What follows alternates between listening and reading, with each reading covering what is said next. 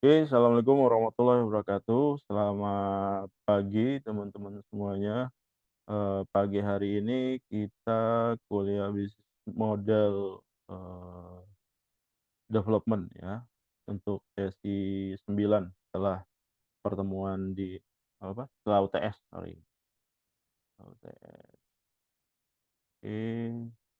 Oh ya, untuk nilai beberapa udah ada yang saya submit, cuma ada banyak yang belum selesai ya, nanti ditunggu mudah-mudahan minggu inilah selesai, Anda bisa ngelihat, nilai yang didapatkan berapa dari UTS-nya ya.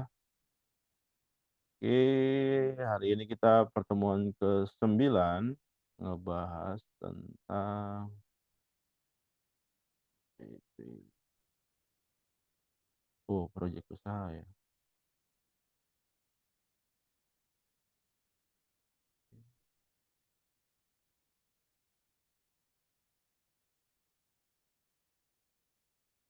Oke, ini ya, ada banyak slide-nya. Oke oke, ini pertemuan ke-9 kita bahas tentang, eee, projek usaha minimum valuable product ya, oke.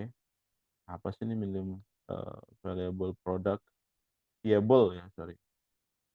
Nah, ini pendahuluannya, the Lean Startup Overview gitu ya, kalau Anda lulus dari Inaba gitu mau bikin, startup gitu ya. Saya nggak tahu apakah masih, zaman ya startup gitu ya. Eee, Terakhir itu banyak startup yang, berjatuhan ya, eee, permasalahannya memang Eee, startup-startup yang baru itu, eee, value perusahaannya itu tidak, menggambarkan, eee, nilai realnya gitu ya. Jadi, lebih banyak, eee, apa namanya, goods value namanya. Goods value itu kalau misalkan, Anda gitu ya, atau mungkin gini, misalkan ada ilustrasinya gitu ya, ada rumah makan Padang. Ada 2 lokasi, rumah makan Padang A dan rumah makan Padang B gitu ya. Eee, Luasnya sama gitu ya, bentuk bangunannya sama, semuanya sama lah gitu ya. Nilai jual dari bangunan tersebut, rumah makan Padang A 2 miliar, rumah makan Padang B 2 miliar juga gitu ya. Cuma apa, cuma rumah makan Padang A dijualnya harganya 5 miliar. Karena apa? Karena rumah makan Padang A ini lebih banyak pembelinya gitu ya, eee, kemudian lebih rame dan segala macam. Rumah makan Padang B pembelinya lebih sedikit, apa, luas tanahnya sama juga ya, nggak beda jauh gitu. NJOP-nya keduanya itu adalah, sama-sama 2 miliar. Cuma yang rumah makan Padang A dia dijual, 5 miliar, dan rumah makan Padang B yang dijual dengan harga NJOP 2 miliar. Kalau Anda ditawarkan di posisi tersebut gitu ya, kira-kira Anda mau beli yang mana? Yang rumah makan Padang A atau rumah makan Padang B? Ilustrasinya tadi gitu, yang Padang A rame, Padang B, biasa-biasa aja. Cuma gitu ya, eee, secara keuntungan perusahaan gitu ya, rumah makan Padang A dan B ini sama gitu ya. Bedanya hanya di yang satu rame, yang satu enggak aja. Anda pilih yang mana? Eee, Pasti jawabannya ya tergantung ya. Kalau saya disuruh milih ya tergantung kebutuhan saya gitu. Kebutuhan kebutuhan saya tuh gimana gitu. Saya membutuhkan, eee eee, apa, pengunjung yang rame, atau memang saya lebih prefer ke value gitu ya. Nah, rumah makan Padang A dengan NJOP yang 2 miliar, dia jual dengan harga 5 miliar, itu artinya ada selisih 3 miliar, teman-teman. Nah ini 3 miliar ini adalah goods value. Goods value ini kita nggak bisa, kalkulasi secara real ya teman-teman ya. Goods value itu bergantung dari persepsi, eee, hari ini dengan besok dengan lusa boleh jadi berbeda. Hari ini 3 miliar, besok 1 miliar, besok lagi 5 miliar, besok lagi sekian miliar, tergantung gitu ya. Kalau lagi bagus ya makin tinggi, kalau kurang bagus ya akan turun gitu ya. Kayak kemarin ya, peristiwanya di, GoTo, Gojek Tokopedia. Gojek Tokopedia itu dijual dengan harga, berapa ya kemarin, 113 triliun teman-teman. Goods value-nya itu di sekitar 90 sekian triliun goods value-nya. Nah, sisanya itu adalah, valuasi realnya dari Gojek Tokopedia gitu. Saat, di-IPO gitu ya, saat di-IPO-kan, eee, dihargainlah Goto itu ya 100 sekian triliun itu, dibeli semua market gitu ya. Cuma dengan seiring berjalannya waktu ternyata goods value-nya itu turun gitu ya. Begitu diakuisisi Tokopedia-nya oleh, apa, TikTok gitu ya, nilainya juga turun. Jadi ada sekian puluh triliun yang turun. Jadi memang seperti itu. Nah ini juga, startup itu, eee dulu dibentuk adalah buat ngejar, goods value-nya. Goods value-nya itu, ya gimana caranya di-make up perusahaan supaya goods value itu makin tinggi. Jadi saat dia jual, eee, harganya akan tinggi. Jadi memang, goals dari startup gitu ya, eee, yang dibangun di era-era, disrupsi gitu ya, kebanyakan dari mereka goals-nya adalah ngejar goods value. Makanya dia, mungkin dari Anda bertanya gitu ya, ngapain sih dia bakar uang gitu ya, ngapain sih dia, ngasih promo gede-gedean gitu ya. Apakah dia untung dari operasionalnya? Enggak, bahkan rugi gitu kalau laporan keuangannya Bukalapak gitu ya, laporan keuangannya Tokopedia itu rugi triliunan. Bahkan dulu, kalau teman-teman masih ingat gitu ya, dulu, ada Uber gitu ya, Uber itu udah masuk ke Indonesia dan, dia harus merugi beberapa triliun, pada tiap tahunnya gitu ya. Nah itu ngebuat dia, give up dan harus keluar dari Indonesia karena nggak worth it ya. Ada beberapa produk juga yang ngasih banyak promo, ternyata nggak panjang juga. Jadi memang, startup-startup yang dibangun hanya mengejar goods value gitu, saat dia, dapat pendanaan dari pihak ketiga, dia masih bisa nutupin biaya operasionalnya. Karena apa? Operasionalnya day to day-nya itu, cenderung nggak ada untungnya atau cenderung malah rugi gitu ya.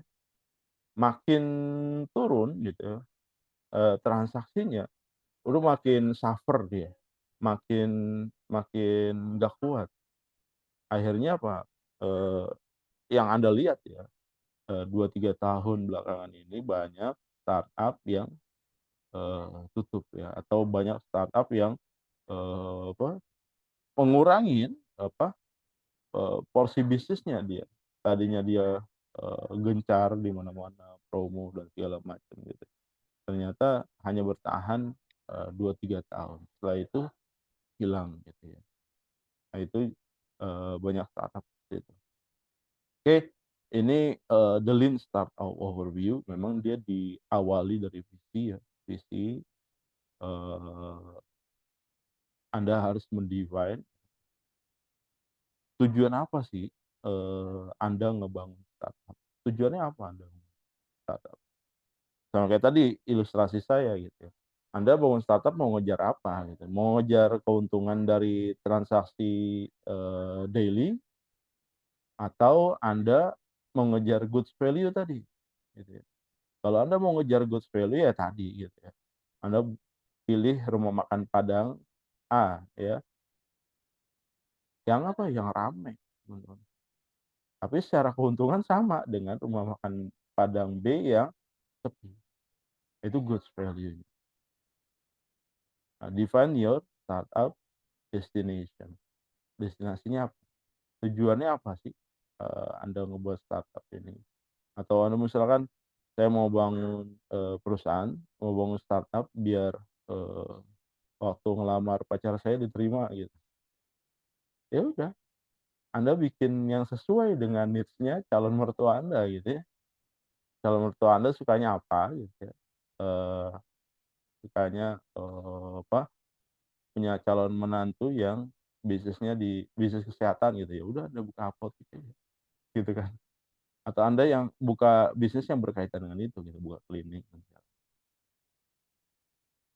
atau, bisnis yang lain gitu. Jadi memang, bergantung pada, tujuan akhir dari startup itu, dibuat gitu ya. Kemudian identify what will start your engine ya. Mengidentifikasi, apa-apa yang akan, eee apa, dimulai gitu, diupayakan atau dijalankan, start ya, dari, roda bisnisnya gitu. Kemudian yang kedua adalah steer nih, use the build, measure, learn feedback loop to learn when pivot to new path or preserve on current path gitu. Jadi Anda menentukan nih, Anda udah tahu destinasinya gitu. Jadi, eee eee, kayak Anda misalkan ya, hari weekend ini Anda mau liburan ke luar kota gitu ya, Anda harus punya tujuan akhir, Anda mau ke mana gitu, ya nggak? Begitu Anda sudah punya tujuan, baru Anda jalankan mobilnya kan, ya nggak? Anda yang arahkan mobilnya mau belok mana, belok kiri, belok kanan, mau ngambil jalan yang mana. Tapi Anda udah tahu tujuan akhirnya nih, Anda mau keluar kota nih, ke mana misalkan ke Garut lah, katakanlah. Anda mau ke Garut, berarti Anda, eee, udah punya destinasinya. Kemudian langkah selanjutnya adalah, eee, Anda start the engine, mobilnya gitu ya. Kemudian Anda mulai perjalanan nih. Anda yang milih nih, jalannya lewat mana nih, jalurnya lewat mana nih, untuk ke Garut gitu ya. Anda mau mau mau apa, eee jalan-jalan tikus gitu ya, atau Anda, eee, mau lewat jalan tol gitu, atau mau lewat, jalan yang lebih besar gitu ya, oke. Setelah udah Anda jalankan, Anda, di pertengahan jalan nih, Anda udah mulai kalkulasi ya nggak, kalau saya jalan, ke Garut dari kota Bandung misalkan, mmm, nyampenya berapa lama? 2 jam, 3 jam, 4 jam, wah kalau weekend gini rame biasanya, kena macet, sekian jam. Baru Anda yang ngatur speed dari kendaraan Anda. Anda mau nyampe jam berapa di Garut. Kalau Anda mau nyampe lebih cepat, cari jalur yang tercepat, cari jalur yang nggak ada macet. Anda mau cepat lagi gitu, berarti Anda harus mengatur akselerasi dari kendaraan Anda. Anda mau move faster gitu ya, atau Anda mau, eee, hold the brake, atau Anda mau, apa, santai gitu, banyak injek rem. Nah, Anda yang mengatur akselerasinya gitu ya. Nah, saat di bisnis juga gitu, Anda udah define destination-nya, kemudian Anda find the way, how to realize gitu ya. Setelah itu Anda melakukan akselerasi gitu ya. Apa nih, Anda mau targetnya gitu ya, saya mau IPO, 5 tahun lagi. Ya udah Anda tetapkan tuh target-target. 1 tahun, 2 tahun, 3 tahun, 4 tahun, 5 tahun. Nah, di pertengahan jalan gitu pasti ada hambatan gitu ya. Yang namanya bisnis, nggak mungkin, selalu smooth gitu ya. Pasti ada hambatan, maka gimana cara mengatasi hambatan tersebut agar kita tiba di tujuan sesuai dengan planning kita gitu. Atau di pertengahan jalan gitu ya, ternyata, wah Anda mau lebih cepat nih, gitu ya. Karena apa? Karena kalau, eee, kita ngelewatin titik A gitu, jalanan A, eee, di jam sekian, maka akan macet di sana dan nyampenya akan lebih lama gitu ya. Maka yang Anda lakukan gimana? Ya udah, Anda harus mengatur akselerasi. Caranya ya injek gas gitu ya, Anda nyalip-nyalip gitu ya dan segala macam.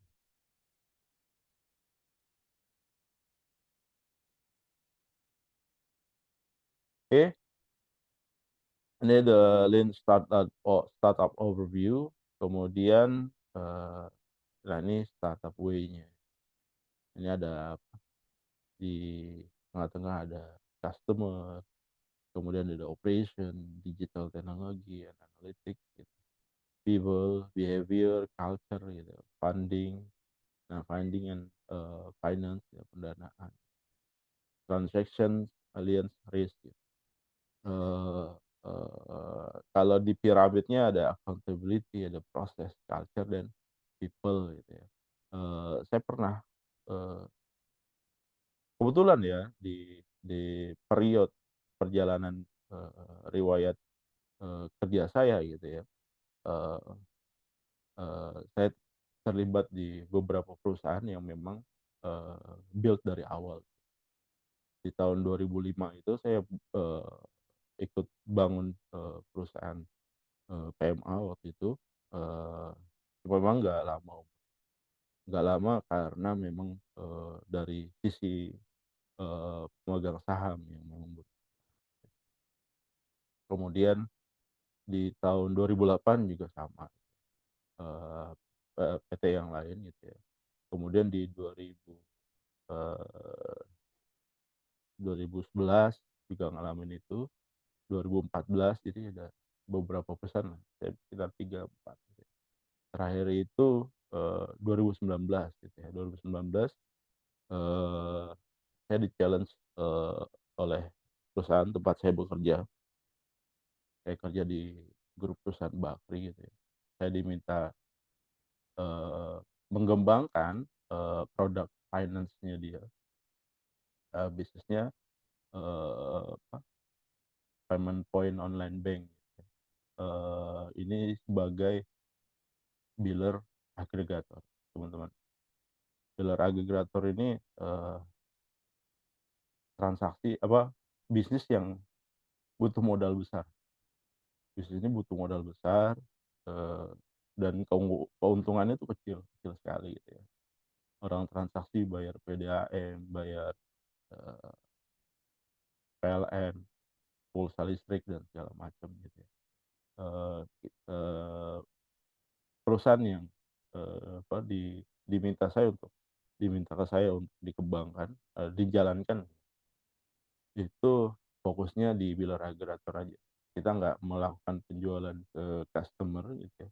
Kita hanya sebagai, apa, eee, penghubung aja antara, biller awalnya gitu ya, ke penjual, penjual ecerannya gitu ya, kita supply ke mereka. Dan itu, lumayan challenge gitu ya, challenge sekali, eee eee, dari pengalaman kerja saya bangun beberapa perusahaan gitu ya, itu yang paling challenge menurut saya. Karena apa? Karena saat disuruh menjalankan perusahaan tersebut gitu, itu sama sekali nggak dikasih modal. Jadi Rp0 gitu. Bahkan di awal-awal presentasi gitu ya, eee, waktu perusahaan itu mulai jalan, saya pernah mempresentasikan, keuntungannya 1 bulan itu Rp10.000. Itu, saya, presentasi di depan BOD, board of director itu diketawain.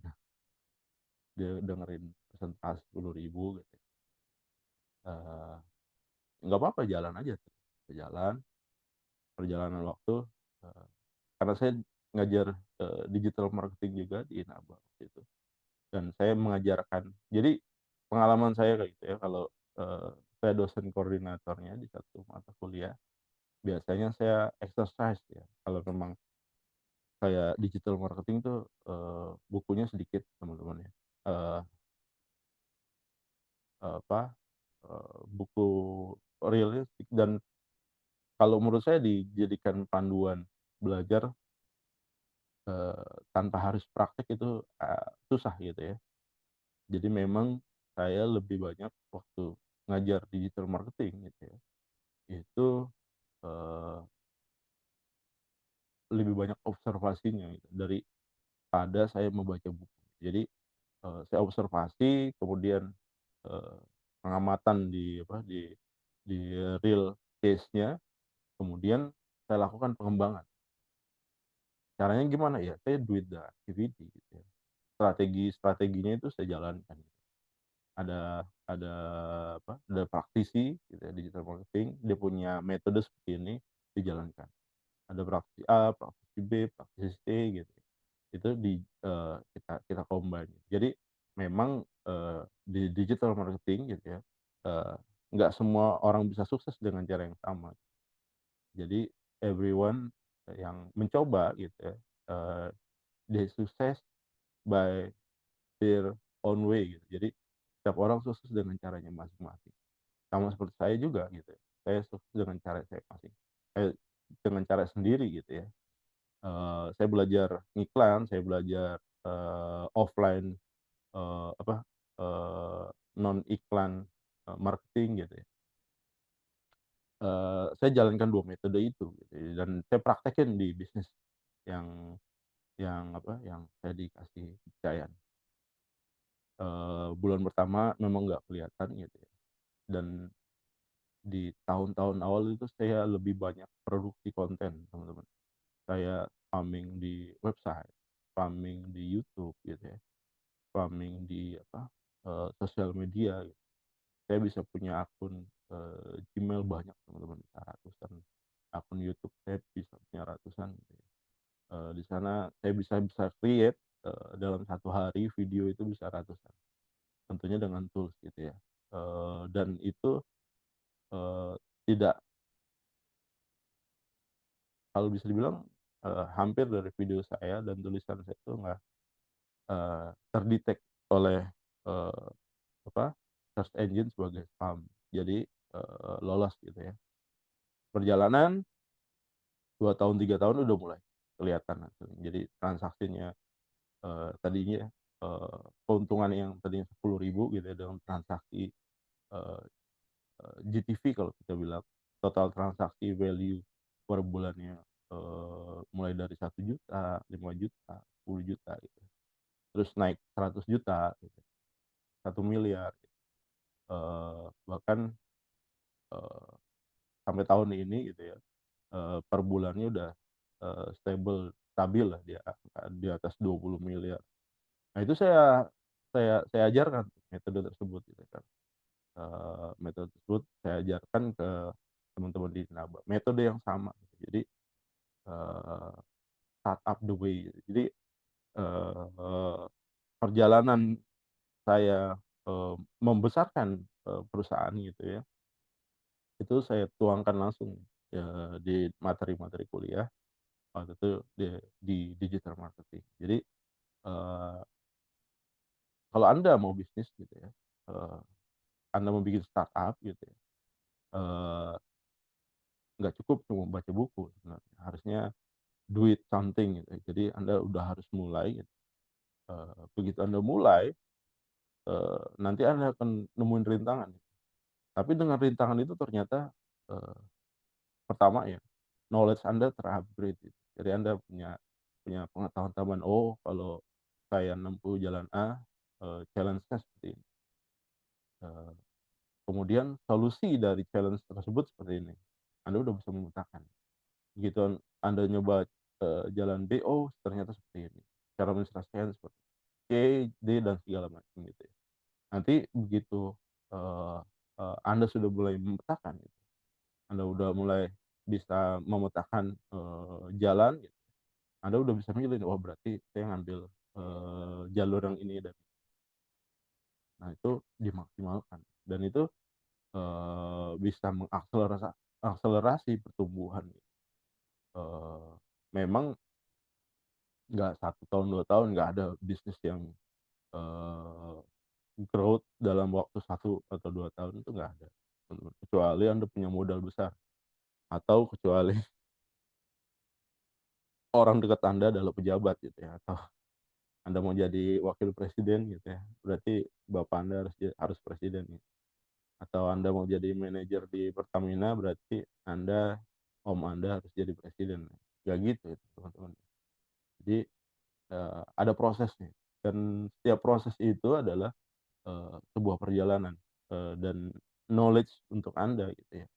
Jadi Anda yang masih muda gitu ya, diversifikasi ilmu Anda tuh lebar, tapi nanti, seiring bertambah, umur Anda, umur Anda bertambah, eee, otomatis ya, eee, Anda akan mengerucut, ilmu yang, Anda pegang itu akan mengerucut ke, satu titik gitu. Nah itu yang akan di akan Anda optimalkan, dan Anda akan dikenal dia seperti itu.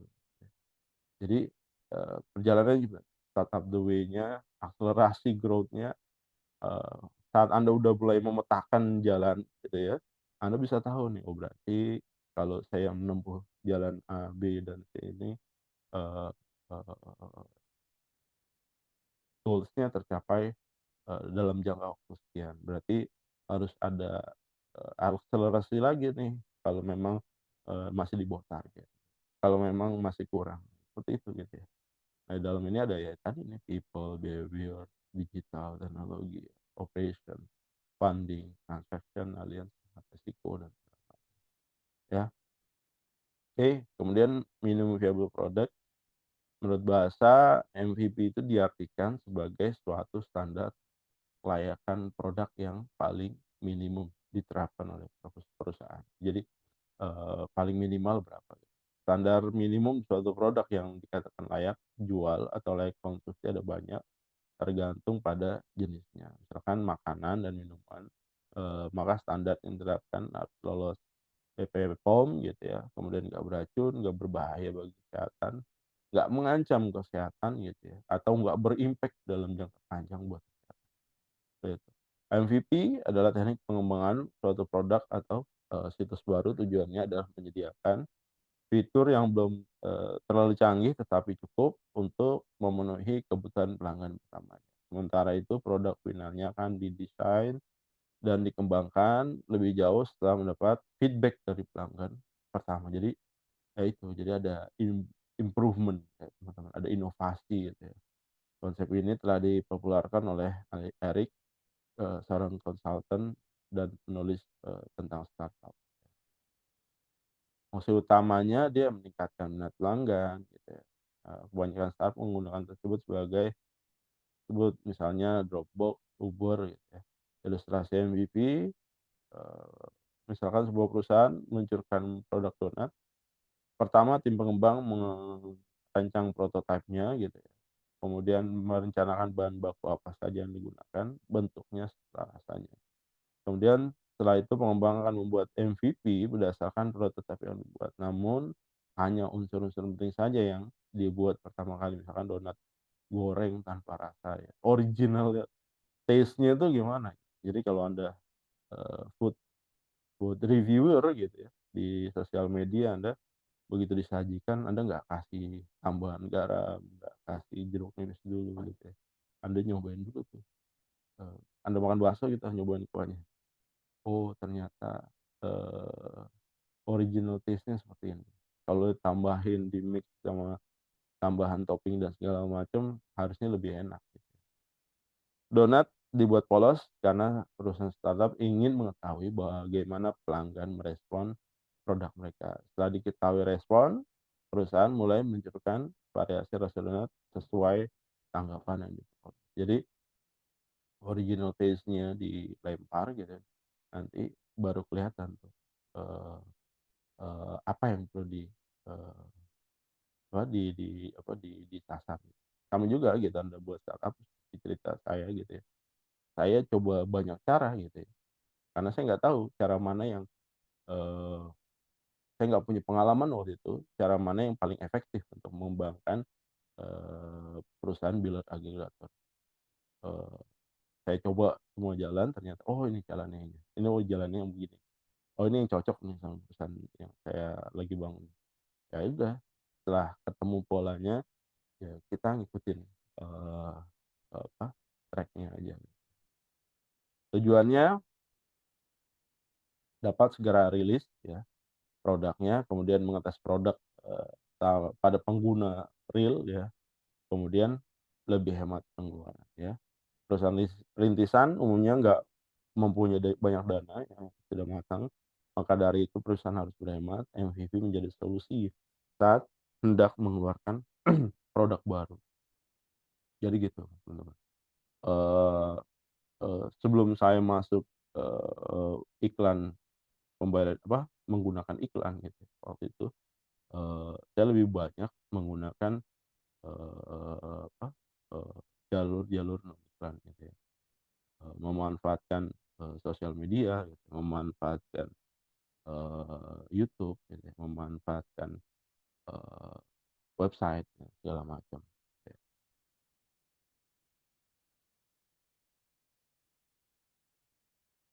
Kemudian resiko gagal lebih rendah, keuntungannya apa?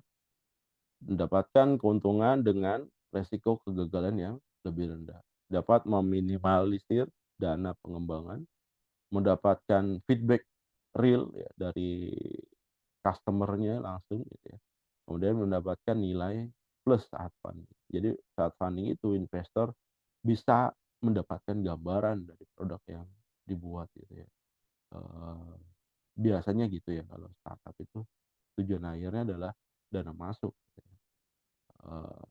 Dan dulu yang dijual adalah, goods value yang tadi. Wah ini pelanggannya banyak, rame dan segala macam, makin banyak pelanggannya gitu, eee nilai perusahaan makin tinggi. Walaupun, laba yang dihasilkan sama dengan perusahaan yang sepi gitu. Nah itu. Jadi, eee, apa, kalau ngejar funding gitu ya, tapi tergantung investornya juga. Ada investor yang, eee, nggak suka ngelihat itu ya, karena terlalu berangan-angan. Karakteristiknya, eee, memiliki nilai yang cukup ya, menunjukkan, keuntungan di masa depan dan menyediakan feedback ya. Right way to do MVP ya, ini yang salahnya itu functionality, reliability, usability, bedanya apa nih? Oke, duit itu bertahap, minimum valuable right-nya. Oke, contohnya apa? Nggak seperti ini nih, kan dari, eee, ban satu Anda mau buat mobil gitu, Anda beli dulu ban, satu ban gitu, 2 ban, terus Anda rangkai, terus kemudian, bodi bawahnya Anda pasang, kemudian jadi kepalanya, enggak kayak gitu.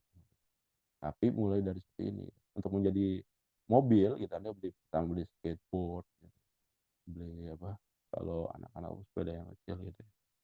Kemudian, beralih ke sepeda, sepeda balap, beralih ke motor gitu ya, masuk ke mobil. Nah seperti itu teman-teman ya, contoh MVP. Nah ini, contoh dari, Airbnb ya teman-teman. Airbnb ini perjalanan, journey-nya dia gitu ya, sampai mendapatkan 10 billion valuasinya ya. Nah ini journey-nya Anda bisa baca sendiri ya, dari sebelum tahun 2007 nih ya, dia menyewakan matras nih tadinya nih ya, awal-awalnya. Ini ada two guys in San Francisco can pay rent. Nah ini dari apa, dari masalah teman-teman. Jadi, startup itu muncul dari masalah. Masalah gitu banyak teman-teman di Indonesia itu banyak. Anda merenung gitu melihat sekitar ada masalah saat Anda find out the way gitu ya, eee eee, menemukan jalan keluar gitu ya, eee, kalau yang Anda punya insting bisnis itu bagaimana caranya mendapatkan keuntungan dari find out the way gitu ya. Nah, dari 2 pemuda yang nggak bisa bayar tadi, eee, sewa rumah di apa, di San Francisco di Amerika itu lumayan. Kemudian dia berpikir untuk menyewakan 3 mata. Di 2007 they make a simple website, a blog with a map. Jadi dia buat websitenya, kemudian nah the two men, one woman show up paying, $80 each. Jadi dia ada nyewa gitu. Nah itu berkembang berkembang berkembang berkembang berkembang, akhirnya dia, mengkolaborasikan gitu ya, eee, apa, tempat-tempat penginapan. Kayak gitu teman-teman ya, kalau ada punya ide gitu ya, ide itu biasanya, berangkat dari permasalahan atau berangkat dari opportunity ya. Ada opportunity, Anda lihat, "Oh ini, potensi bisnis." Biasanya, kalau Anda yang punya insting bisnis, pasti ngarahnya ke sana. Eee eee, saya termasuk yang dianugerahkan alhamdulillah ya. Jadi begitu ngelihat, eee eee, dikasih tanggung jawab gitu ya, saya selalu memetakan, "Oh ini potensi bisnis sekian." Eee, di 2024 ini saya dapat tanggung jawab juga, ada perusahaan di Cirebon gitu, bisnisnya remitansi. Cuma, eee, dari gambaran saya susah. Jadi dari awal saya udah kalau kalau nggak ada punya peluang bisnisnya udah kayaknya ini udah sunset nih, udah susah gitu ya.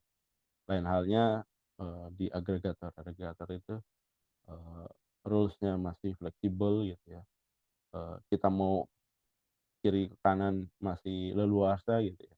Kalau remitansi itu udah susah teman-teman ya, eee, Anda mau belok kiri ternyata ganjil genap, Anda mau belok kanan ternyata, nggak bisa karena mobilnya udah, di atas 10 tahun gitu, yang boleh lewat kanan, hanya mobil yang umurnya di bawah 5 tahun. Anda mau lurus, sama juga gitu, diuji emisi dan segala macam. Nah itu jadi, kondisinya seperti itu. Jadi kalau peluangnya ada tapi terbatas sama regulasi gitu ya, dan kita juga nggak bisa nge-break regulasi, karena resiko, kalau kita break ada sanksi hukum misalkan gitu.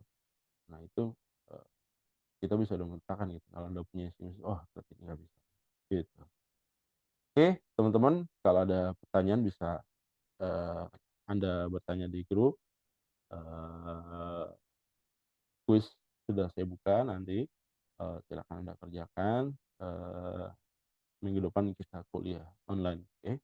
Terima kasih atas perhatiannya, eee, jika ada yang kurang, mohon dimaafkan. Assalamualaikum warahmatullahi wabarakatuh.